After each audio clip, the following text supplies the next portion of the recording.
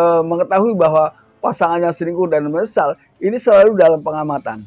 Nah, ini tentunya sebagai seorang suami akan mengamati ini, ya. Benarkah ia betul-betul berubah? Tahu bahwa ini serius atau... Selamat menyaksikan dan dukung terus channel Kang Kumis. Semoga bermanfaat. Assalamualaikum warahmatullahi wabarakatuh. Kembali lagi bersama saya Kang Kumis. Pada kesempatan kali ini Kang Kumis kembali bersama sahabat semua. Tentunya masih di channel Kang Kumis, channel yang selalu membahas seputar kehidupan rumah tangga.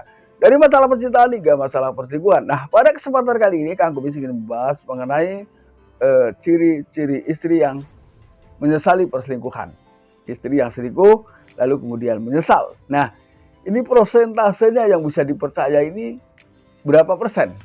Ya, dan yang seperti apa? Yang betul-betul si istri ini menyesal setelah melakukan perselingkuhan. Nah, namun sebelum lanjut ke topik, gak ada salahnya silahkan sahabat semua subscribe, like, dan komen di channel Kang Kumis agar sahabat semua tidak ketinggalan informasi di setiap harinya. Yuk kita bahas sama-sama tentang ciri-ciri istri yang betul-betul menyesal setelah selingkuh. Ini ada beberapa faktor yang memang menyebabkan seseorang pada akhirnya melakukan perselingkuhan. Namun tidak semua perselingkuhan memang berujung kebahagiaan, ya. Bisa jadi setelah seseorang berselingkuh menganggap bahwa perselingkuhan itu memang tidak nyaman dan bisa jadi jauh lebih sakit dari sebelumnya. Ini yang harus kita pikirkan sebelum seseorang ini mencoba untuk selingkuh, dan intinya jangan pernah mencoba untuk berselingkuh apapun alasannya.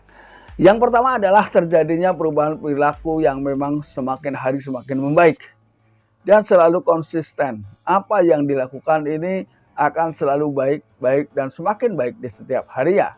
Nah, ini tentunya ketika seseorang yang sudah mengetahui bahwa pasangannya selingkuh dan menyesal, ini selalu dalam pengamatan. Nah, ini tentunya sebagai seorang suami akan mengamati ini, ya. Benarkah ia betul-betul berubah? Ini yang pertama. Jadi yang tahu bahwa ini serius atau tidak penyesalannya, ini Anda, karena saya yakin Anda akan mengamati itu. Ini yang pertama. Ketika ia melakukan kebaikan ini secara konsisten, semakin baik, maka ada kemungkinan harapan pertama untuk memaafkan, ya.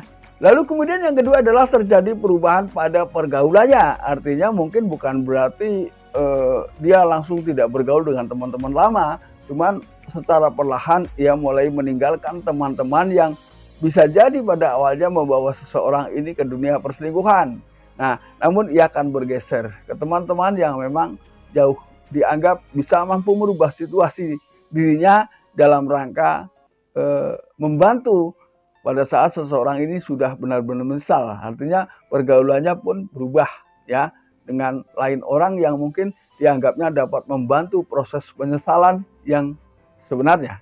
Ini yang kedua. Lalu kemudian yang ketiga, ia mulai membuktikan rasa cintanya, rasa kasih sayangnya terhadap suami dan anak-anak. Ia mulai dekat dengan suami, mulai dekat dengan anak. Nah, ini kan tentunya mulai menciptakan perasaan nyaman pada pasangan, ya, dan juga pada anak. Karena jujur, secara umum tidak ada seorang pun anak yang menginginkan orang tuanya berpisah, apapun penyebabnya, entah itu perselingkuhan dan juga perceraian. Ini sama sekali 100% nggak ada, ya, saya yakin itu. Karena dampaknya secara psikologis sangat berat. Lalu kemudian yang keempat adalah ia akan semakin romantis dengan pasangan. Nah, survei membuktikan ternyata setelah seseorang ini melakukan perselingkuhan, biasanya nggak lama kemudian ia kembali punya anak. Ini. Nah, ini biasanya adalah bukti dari sebuah keromantisan.